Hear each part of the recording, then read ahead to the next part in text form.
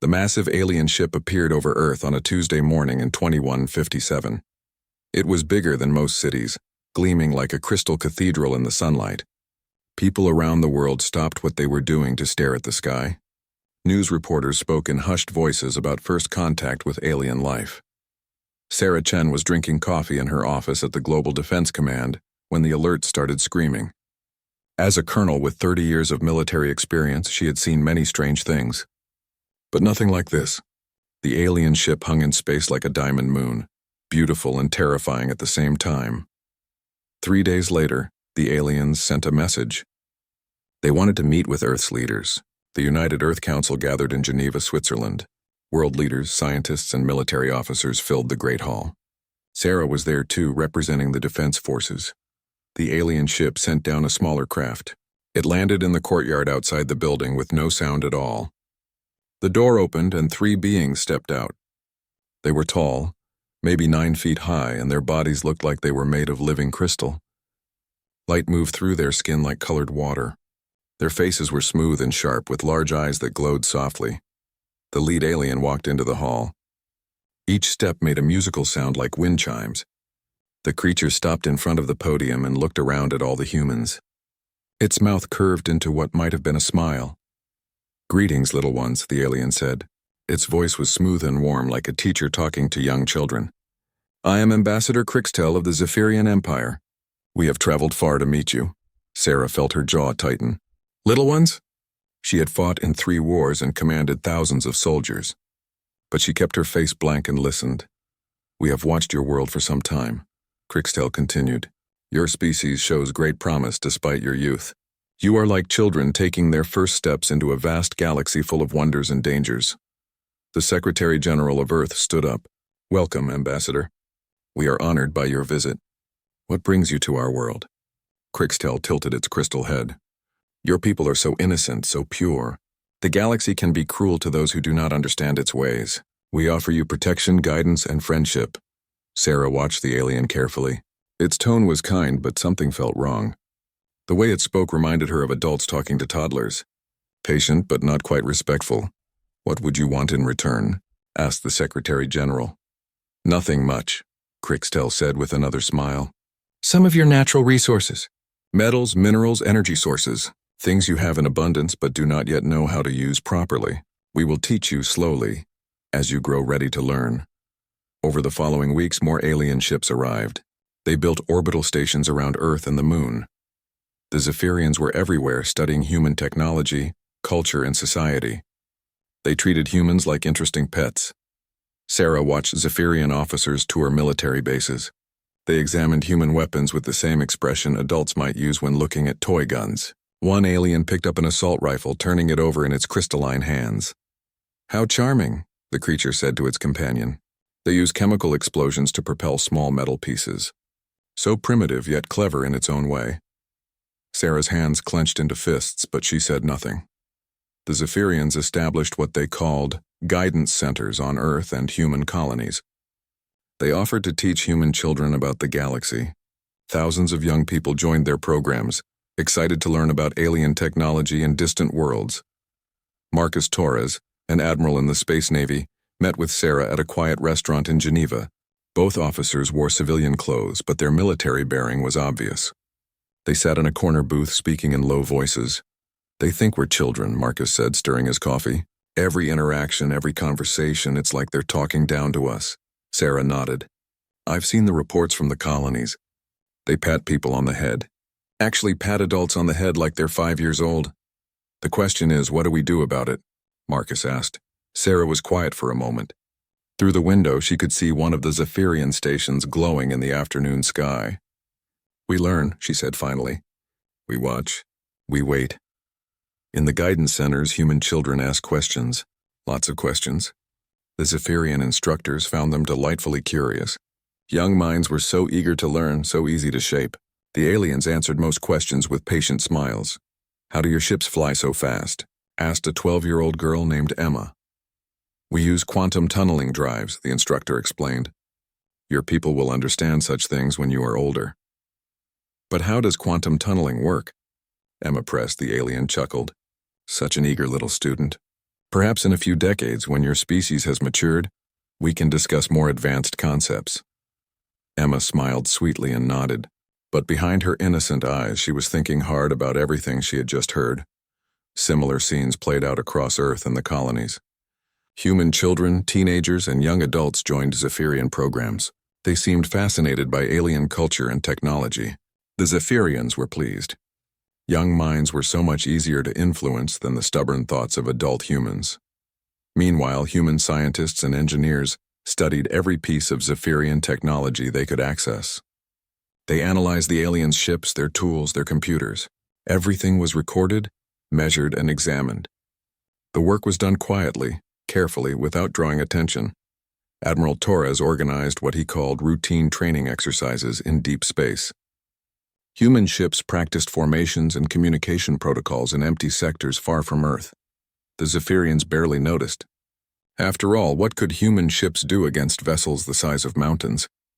Colonel Chen worked with intelligence officers to map Zephyrian social structures. They studied alien behavior, psychology, and decision-making patterns. Every interaction was analyzed and filed away for future reference. Months passed. The Zephyrians settled into their role as Earth's protectors and teachers. They spoke at universities, advised governments, and guided human development along what they considered safe, proper paths. They were patient and kind, the way wise adults should be with promising children. They did not notice the careful way human eyes followed their movements. They missed the significance of seemingly innocent questions from human students. They failed to see the quiet intensity in the expressions of human military officers. Ambassador Crixtel stood on the observation deck of the orbital station, looking down at Earth. The blue and green world turned slowly below, peaceful and beautiful. Humans were such interesting creatures, violent and chaotic compared to most species, but with tremendous potential. Given proper guidance, they might become valuable allies in a few centuries. A junior officer approached. Ambassador, the Council requests a status report on the Human Integration Project. Tell them we are making excellent progress, Crixtel replied. The humans are accepting our guidance with typical childish enthusiasm.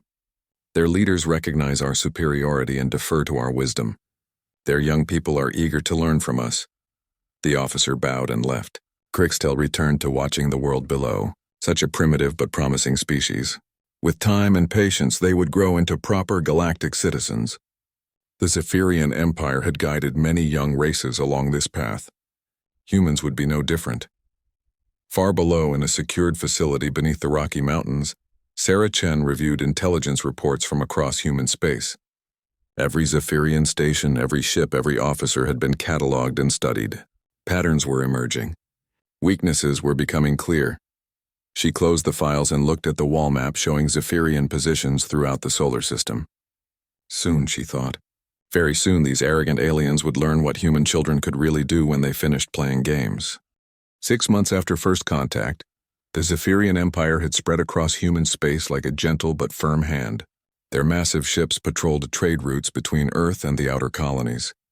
Each dreadnought was the size of a small moon, bristling with weapons that could crack planets in half. Commander Vanish stood on the bridge of his flagship, the Dominion's pride. Through the massive viewing windows, he could see 3 human cargo ships waiting for inspection. The tiny vessels looked like insects next to his mighty warship. He gestured to his tactical officer. "Scan those ships," he ordered. "Full spectrum analysis."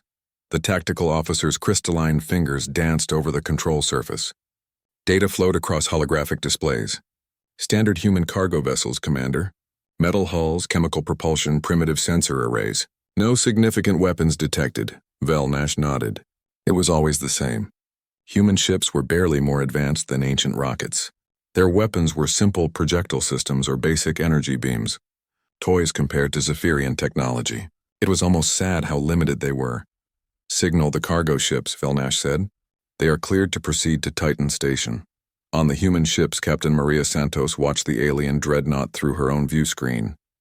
Her cargo vessel, the Prairie Wind, was carrying mining equipment to the outer colonies. At least that's what the manifest said. Hidden beneath false panels were advanced sensors, recording every detail of the Zephyrian ship's design and energy signatures.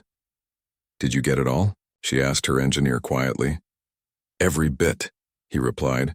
fingers working at a concealed console. Hull composition, weapon placement, shield frequencies. Command is going to love this data. Similar scenes played out across human space. Cargo ships, passenger transports, and research vessels all carried hidden sensors and recording equipment. Every encounter with Zephyrian forces was documented and analyzed. The aliens never suspected anything. After all, what could primitive human sensors possibly detect that mattered? On Europa, one of Jupiter's moons, the Zephyrians had built a massive guidance center. The crystalline structure rose from the ice like a frozen cathedral, beautiful and imposing.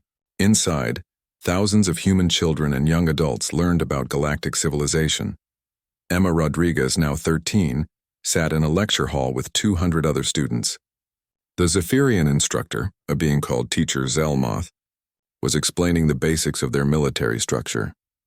The Empire maintains peace through strength, Zelmoth said, his voice carrying easily through the hall. Our dreadnoughts patrol the galaxy, protecting younger species from the chaos of unguided development. Emma raised her hand. Teacher, how many dreadnoughts does the Empire have? Zelmoth smiled at the eager student. Curious as always, young Emma. The Empire maintains approximately 12,000 primary battle vessels, with support fleets numbering in the hundreds of thousands. Emma nodded thoughtfully. Another student raised her hand. What about the command structure? How are orders passed down to so many ships? Excellent question, Zelmoth replied. The Empire uses quantum communication networks, allowing instant coordination across galactic distances. Each fleet commander receives direct orders from sector headquarters, ensuring perfect unity of action. The students scribbled notes and asked more questions. They seemed fascinated by every detail of Zephyrian military organization. Zelmoth was pleased by their enthusiasm. Young minds were so eager to understand the workings of a truly advanced civilization. He did not realize that every word was being recorded and transmitted to hidden receivers throughout human space. He did not know that his students were memorizing far more than he intended to teach. He never suspected that their innocent questions were carefully designed to extract crucial intelligence. Back on Earth, Admiral Torres met with a select group of officers in a shielded room deep beneath the Pentagon. The walls were lined with quantum scramblers that prevented any electronic surveillance. Maps and data displays showed the current positions of Zephyrian forces throughout the solar system. Status report, Torres said simply. Colonel Chen activated a holographic display. We now have complete tactical profiles on 17 different classes of Zephyrian vessels. Their weapon systems, shield frequencies, power generation, everything. What about their psychology? Torres asked. That's the interesting part, Chen replied. They think in very rigid patterns. Everything follows logical progressions and predetermined protocols. There's no room for improvisation or creative thinking in their military doctrine. Captain Reynolds, head of intelligence, added his own report. Our people in the guidance centers have mapped their entire command structure. We know how they make decisions, how they communicate, how they respond to threats. Torres studied the data. Weaknesses? Several, Chen said. They're overconfident to the point of arrogance. They assume we can't threaten them, so they take minimal precautions. Their ships are powerful but predictable, and most importantly, they can't adapt quickly to unexpected situations. On Mars, construction crews worked around the clock on new industrial facilities. The Zephyrians had approved the projects, believing humans needed better infrastructure to support their growing population. The alien overseers were impressed by human work ethic and efficiency. What they did not realize was that these factories were not producing civilian goods. Hidden assembly lines manufactured components for weapon systems that existed only in classified blueprints. Technologies reverse-engineered from Zephyrian designs, then modified and improved by human creativity. Dr. Sarah Kim worked in one such facility, a supposedly simple electronics plant outside New Shanghai. In reality, her team was building quantum processors capable of calculations that would make Zephyrian computers look like pocket calculators. How long until the first batch is ready? Asked her military liaison, Commander Park. 3 weeks, Sarah replied, wiping sweat from her forehead. But Commander, I have to ask again. Are you sure about this? What we're building, it's beyond anything humans have ever attempted. Park's expression was grim. The projections are clear, Doctor. Conventional weapons won't work against Zephyrian defenses. We need something they can't understand or predict. Similar projects were underway on dozens of worlds and space stations. Human engineers and scientists worked with quiet desperation, knowing that their species' future might depend on staying one step ahead of their alien protectors. In the asteroid belt, mining operations expanded rapidly. The Zephyrians were pleased to see humans taking a more active role in resource extraction. They needed various minerals for their own purposes, and human labor was proving quite efficient. They did not question why certain asteroids were being mined so thoroughly, or why some mining ships ventured into areas with no valuable ores. They missed the significance of the unusual energy readings from remote mining platforms. Commander Vanish reviewed routine patrol reports from his ready room. Everything seemed normal. Human ships moved along approved routes, carrying approved cargo to approved destinations. Trade was increasing, which was a positive sign of economic development. A junior officer entered with the daily intelligence brief. Commander, surveillance reports show no unusual human military activity. Their training exercises continue on schedule, all within predicted parameters. Good, Vanish said. What about their industrial development? Proceeding as expected, sir. New factories are coming online across their colonies. Output is increasing steadily. They seem eager to prove themselves worthy of our guidance. Vanish nodded approvingly. Humans were responding well to Zephyrian influence. Their primitive but enthusiastic efforts were almost endearing. Given a few more years of proper guidance, they might actually become useful contributors to galactic civilization. The commander dismissed his officer and returned to his reports. Outside his viewport, human ships moved through space like busy insects, going about their simple tasks under the watchful protection of the Zephyrian fleet. He did not see the microscopic drones that attached themselves to his ship's hull during routine inspections. He did not detect the quantum scanners hidden in human cargo containers, mapping every detail of his vessel's internal systems.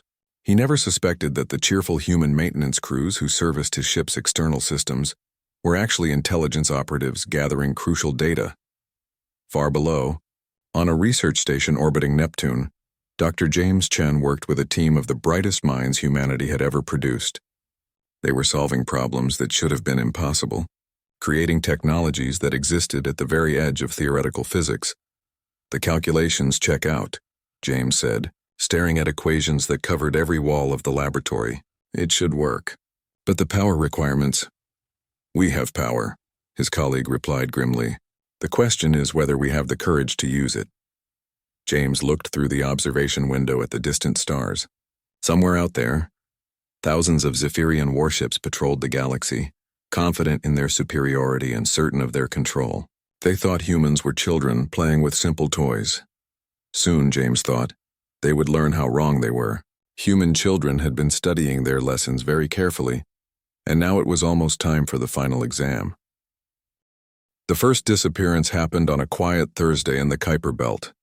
The patrol ship Swift Current was making its routine sweep of the outer solar system when it simply stopped responding to radio calls.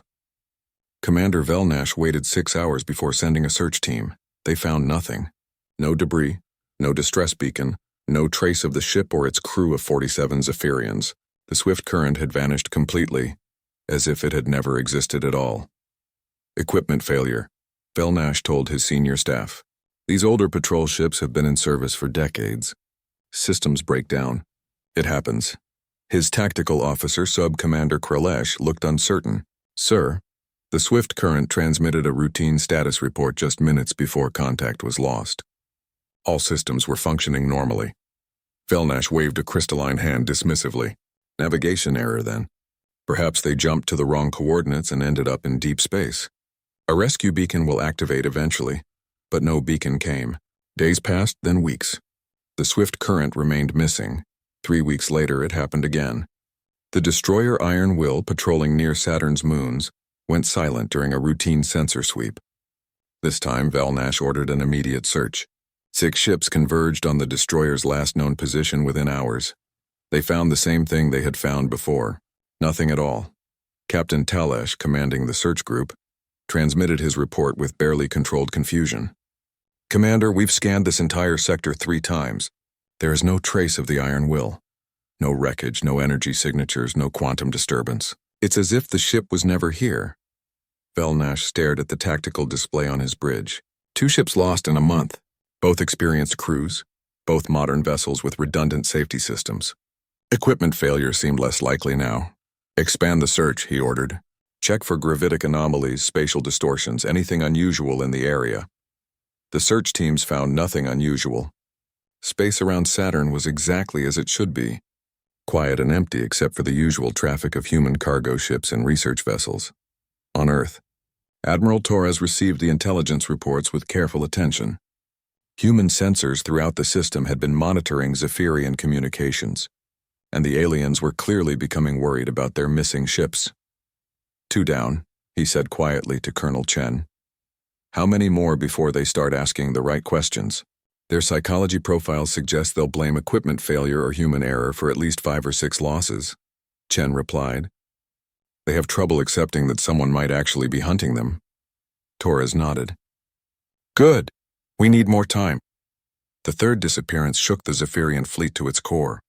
The heavy cruiser Eternal Glory was one of their most advanced warships, bristling with weapons and shielded by the best defensive systems in the Empire. It was patrolling the asteroid belt with 2 escort vessels when the escorts lost contact. They found the Eternal Glory drifting dead in space.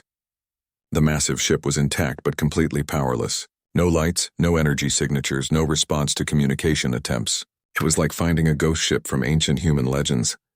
Commander Vanish led the investigation personally. He suited up in full environmental armor and entered the Eternal Glory through its main docking bay.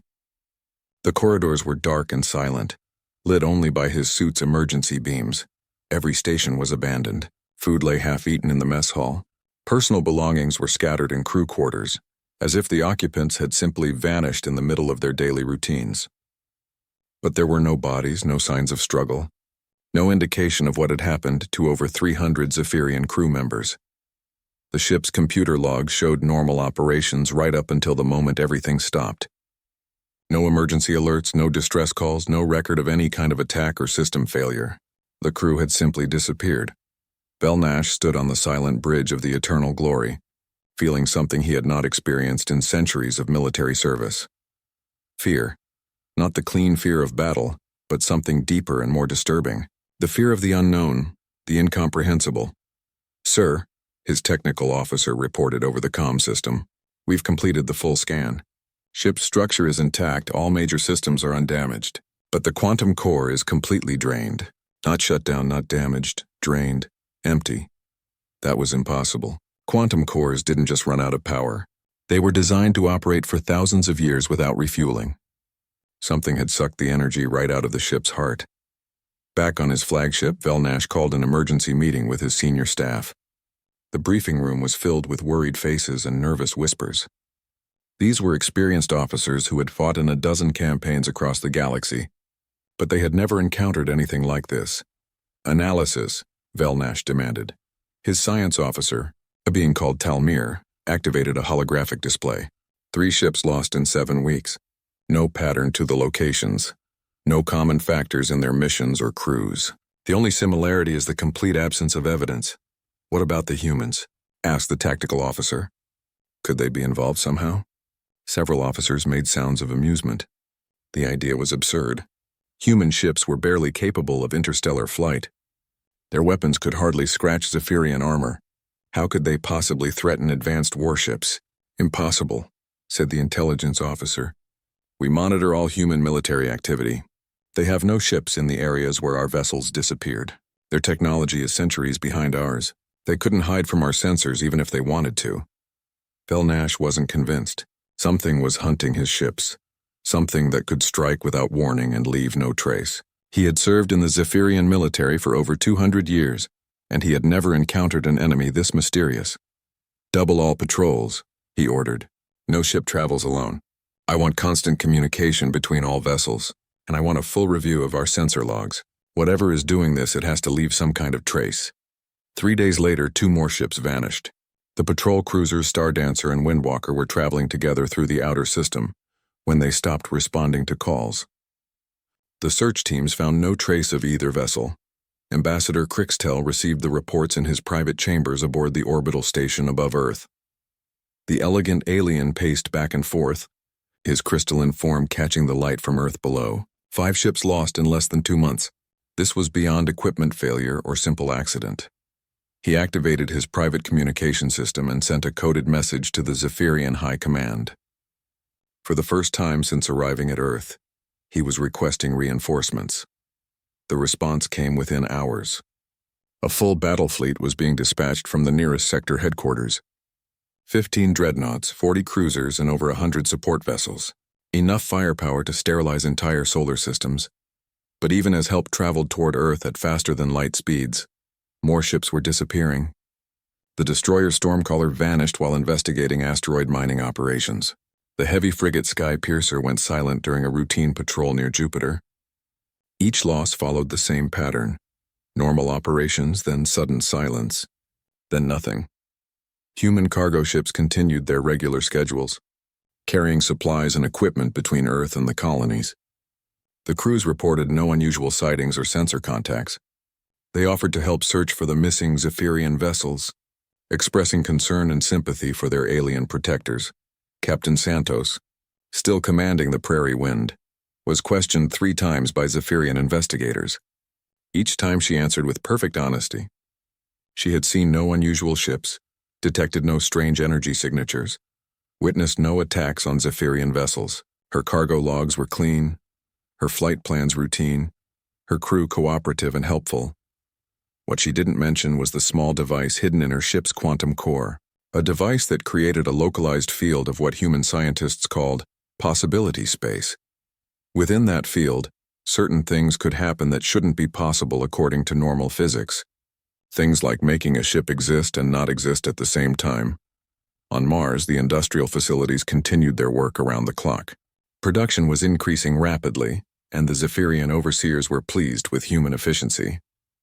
They noted the increased power, consumption, but attributed it to expanded manufacturing operations.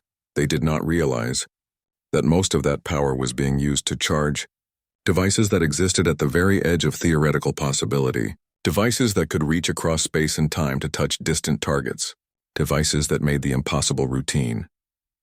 Commander Vanish stood on his bridge watching the tactical display that showed the positions of his remaining ships. In 2 months, he had lost 9 vessels and over 600 crew members. The pattern made no sense. The losses defied explanation, and his officers were beginning to show signs of real fear. "Sir," his communications officer reported, "long-range sensors are detecting the approach of the reinforcement fleet. Admiral Zarketh's task force will arrive in 6 days. Vanish nodded grimly. Admiral Zarketh was one of the Empire's most experienced commanders, a veteran of the sector wars who had crushed a dozen rebellions. If anyone could solve this mystery, it would be him. But even as relief approached, Vanish couldn't shake the feeling that something was terribly wrong. Admiral Zarketh's battle fleet dropped out of faster-than-light travel at the edge of the solar system, like a wall of crystalline death. 15 massive dreadnoughts, each one capable of cracking moons, spread out in perfect formation. Behind them came cruisers, destroyers, and support ships in numbers that blotted out the stars. Commander Vanish watched the fleet approach from his position near Jupiter. For the first time in months, he felt a measure of relief. Whatever was hunting Zephyrian ships would face the full might of the Empire now. Admiral Zarketh was a legend in the Zephyrian military.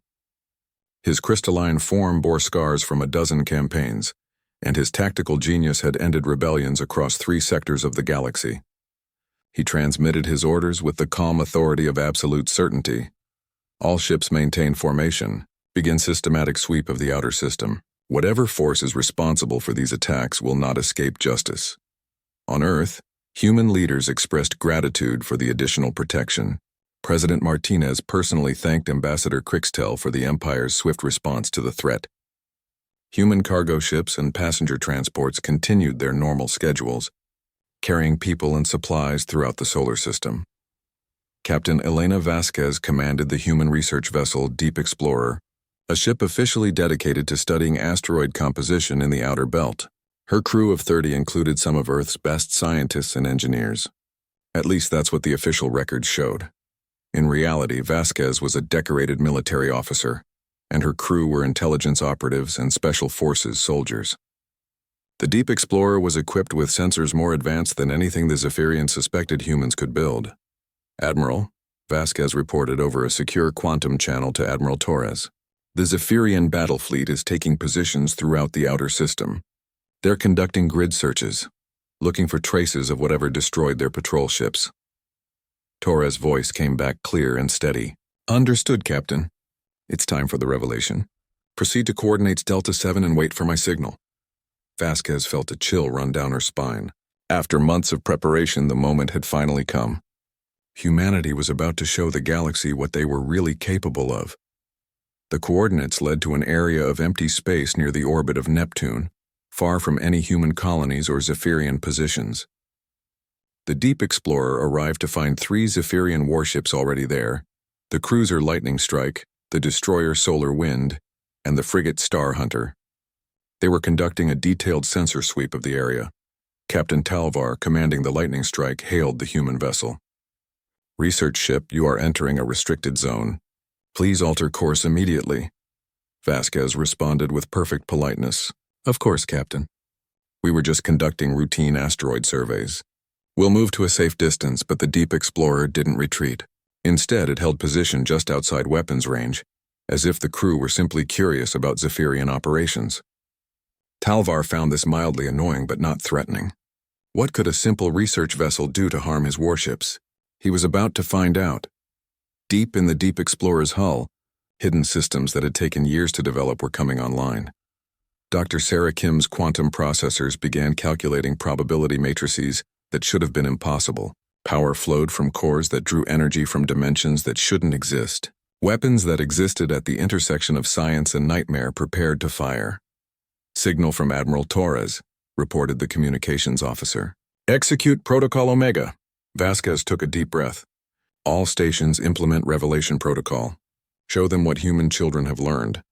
What happened next defied every law of physics the Zephyrians thought they understood. The space around their 3 ships began to change, reality itself becoming fluid and uncertain.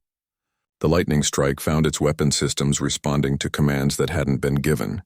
The Solar Wind watched in horror as its crew began experiencing the same moment over and over again, trapped in loops of time that spiraled into infinity. But the worst fate belonged to the Star Hunter. Its crew remained conscious and aware as their ship phased in and out of existence, existing and not existing simultaneously. They could see their own ship from the outside, could watch themselves sitting at stations that weren't there, could scream warnings that no one could hear because they weren't real enough to make sound. Captain Talvar, trapped in his command chair that existed in 7 dimensions at once, finally understood what had been happening to the missing Zephyrian ships. This wasn't conventional warfare. This wasn't even warfare as any civilized species understood it. This was something far worse. The humans had learned to weaponize impossibility itself. Admiral Zarketh received Talvar's final transmission with disbelief that quickly turned to rage. The message was fractured, coming through on 17 different frequencies at once. The captain's voice layered over itself in harmonies that hurt to hear. "Admiral, they're not. The humans aren't what we thought. They've learned to. Reality is, we're trapped in the same moment, forever and never, and help us. Please." Then silence. Zarketh immediately dispatched his fastest ships to the coordinates. They arrived to find a graveyard floating in space. 3 Zephyrian warships hung motionless, their hulls intact but their crews gone. The ships existed, but somehow they also didn't exist. Sensors showed them as solid matter, but also as empty space, but also as something that had never been built. Commander Velnash joined the investigation, bringing his flagship alongside the derelict vessels. He suited up and entered the Lightning Strike personally, needing to see the impossible with his own eyes. The ship was a maze of contradictions. Corridors that led back to themselves, rooms that were larger inside than outside, consoles that displayed readouts from events that hadn't happened yet. The crew was gone, but their belongings remained. Personal items that told the story of lives that had suddenly become uncertain whether they had ever been lived. In the captain's ready room, Velnash found a log entry that Talvar had somehow managed to record while trapped in impossible time loops. "The humans, we were wrong about everything. They aren't primitive. They aren't children. They've learned to think in ways we can't comprehend. to see possibilities we can't imagine. Their weapons don't destroy matter or energy. They destroy certainty itself. They make things unable to be sure if they exist or not. Vanish read the log with growing horror.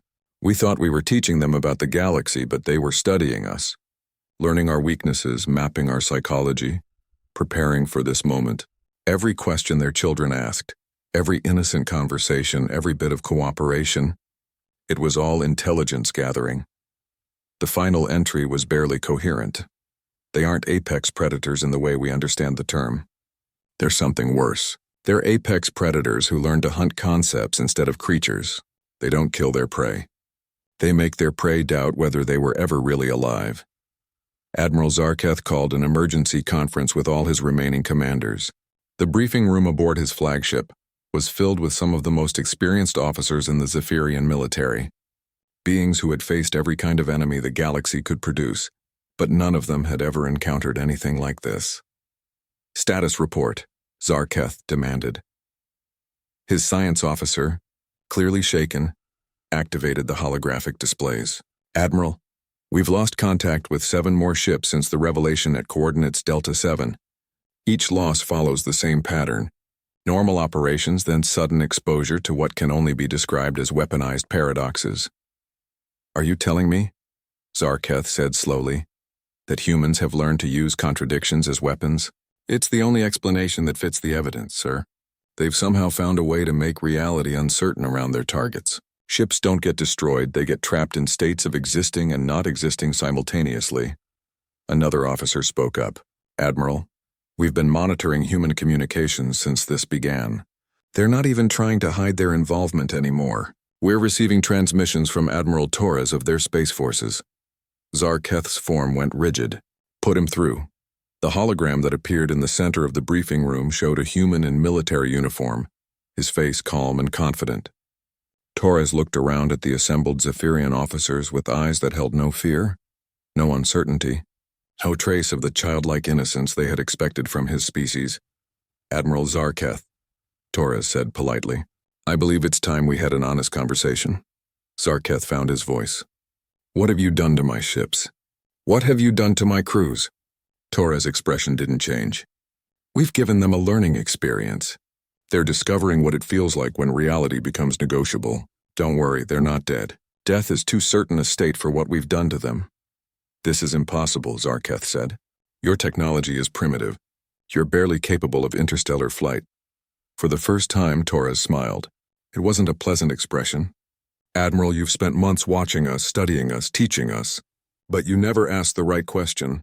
You assumed we were children because we acted like children. You never wondered why a species capable of space travel would choose to appear so innocent and helpless. Admiral Torres stood in the command center buried deep beneath the Rocky Mountains, surrounded by displays showing the positions of every ship in the solar system. Human vessels were emerging from hiding places throughout the system, revealing themselves after months of careful concealment. They were nothing like the primitive cargo ships and research vessels the Zephyrians had grown accustomed to seeing. These were predator ships, built with technologies that existed at the bleeding edge of possibility. Their hulls were made from materials that were solid and liquid at the same time. Their weapons drew power from the dreams and nightmares of their crews. All units report ready, Colonel Chen announced. Operation Revelation is now in full effect. Torres activated the fleet communication system, his voice reaching every human ship in the system. This is Admiral Torres to all units. For months, we have allowed ourselves to be seen as children, as primitives, as harmless creatures in need of guidance. Today, we show the galaxy what human children really look like when they stop playing games. The response was immediate and terrifying. Human ships that had been hiding in asteroid fields, camouflaged mining platforms, and seemingly empty space revealed themselves throughout the solar system. There were hundreds of them, appearing like ghosts materializing from nightmares. Admiral Zarketh watched from his flagship as impossible vessels surrounded his battle fleet. His sensors couldn't get reliable readings on the human ships. They registered as solid matter, energy fields, probability clouds, and empty space all at the same time. His tactical computers crashed when they tried to calculate firing, solutions against targets that existed in 17 dimensions, simultaneously. Sir, his tactical officer reported with barely controlled panic. I'm reading over 300 human vessels, but the numbers keep changing.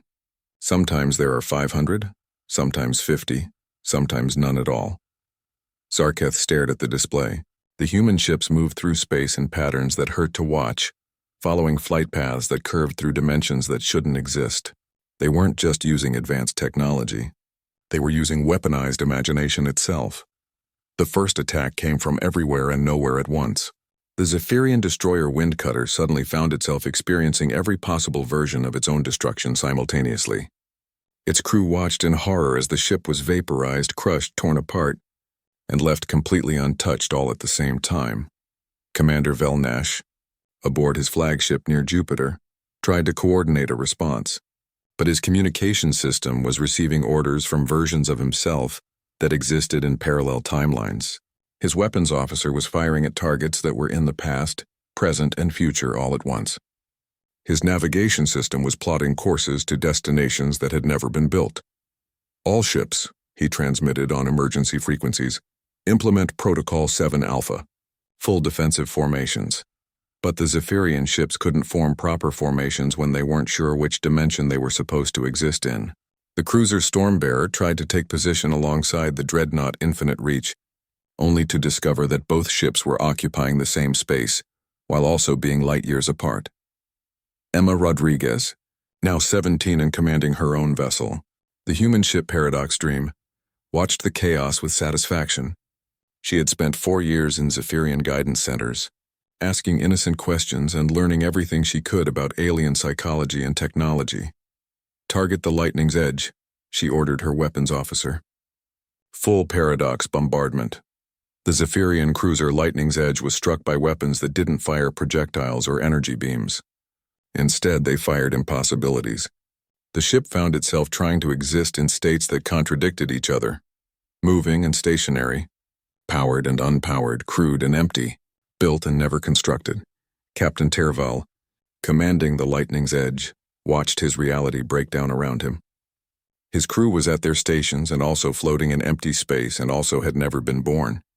The ship was fighting human vessels and also docked peacefully at a space station, and also still under construction in orbital shipyards. "This is impossible," he whispered, but his voice came out as a scream and also as silence, and also as words that had never been spoken. Throughout the solar system, the battle raged across multiple dimensions simultaneously. Human ships phased in and out of reality, striking from angles that couldn't be measured with normal geometry. They used tactics that would have been considered insane by any conventional military doctrine. The human vessel Nightmare's Edge attacked by making Zephyrian crews experience their worst fears as physical reality.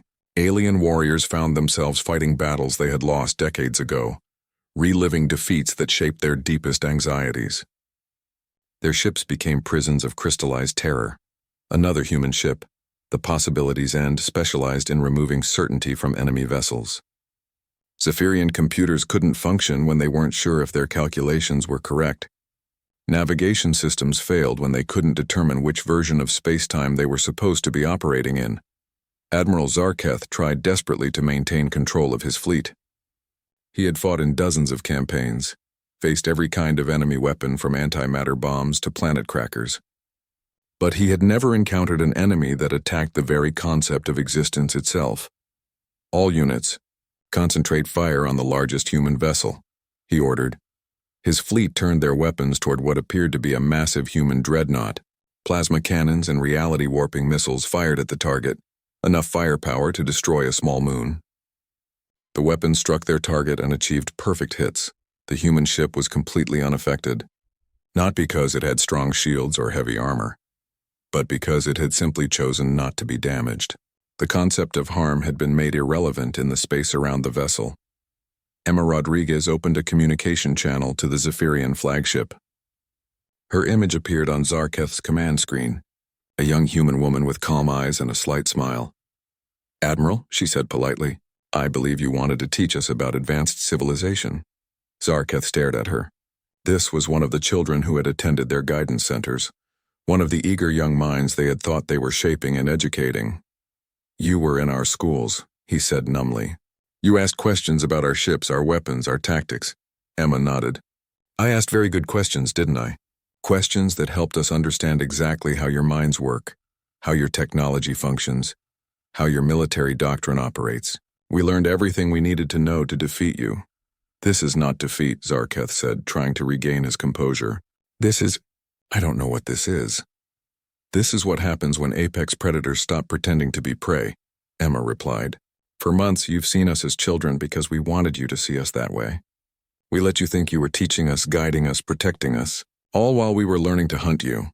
Around the solar system, the truth of her words was being demonstrated in horrifying detail. Human ships weren't just winning the battle, they were redefining what battle meant. Zephyrian vessels found themselves fighting enemies that attacked from the past and future simultaneously, using weapons that fired concepts rather than energy. The human ship Dreamweaver specialized in making enemy crews experience reality as a series of interconnected dreams. Zephyrian warriors found themselves unable to distinguish between what was real and what was imagined, making tactical decisions in battles that might or might not be actually happening. Admiral Torres appeared on the communication screens of every Zephyrian ship simultaneously. His image was calm, professional, and completely terrifying in its implications. Admiral Zarketh, commanders of the Zephyrian fleet, he said formally. Allow me to explain what you're facing. For months you have observed human cargo ships, research vessels, and passenger transports moving throughout this system. What you didn't realize is that those ships were powered by humanity's greatest strength, our ability to imagine impossible things and then make them real. He paused, letting his words sink in. Every human ship you've seen was equipped with what we call paradox engines. They don't use conventional fuel or energy sources. They're powered by human creativity, by our capacity to think thoughts that have never been thought before. On his flagship, Zarketh felt his understanding of reality crumble. You're saying your ships run on imagination? Torres smiled grimly. Not just imagination, Admiral. Weaponized imagination. We learn to take the impossible and make it inevitable. Your species thinks in logical patterns, following predictable sequences from cause to effect. Our species thinks in chaos patterns, jumping from possibility to possibility, without regard for what should be reasonable. The demonstration continued as human ships showed the full extent of their capabilities. The entropies dance attacked by introducing randomness into Zephyrian systems, making their computers generate results that followed no logical pattern. The Voidwalker struck by removing the concept of distance, making enemy ships exist in the same location as their own weapons fire. Commander Velnash, trapped aboard his flagship as it existed in multiple contradictory states, managed to send one final transmission to Zarketh. Admiral, we were never fighting a war.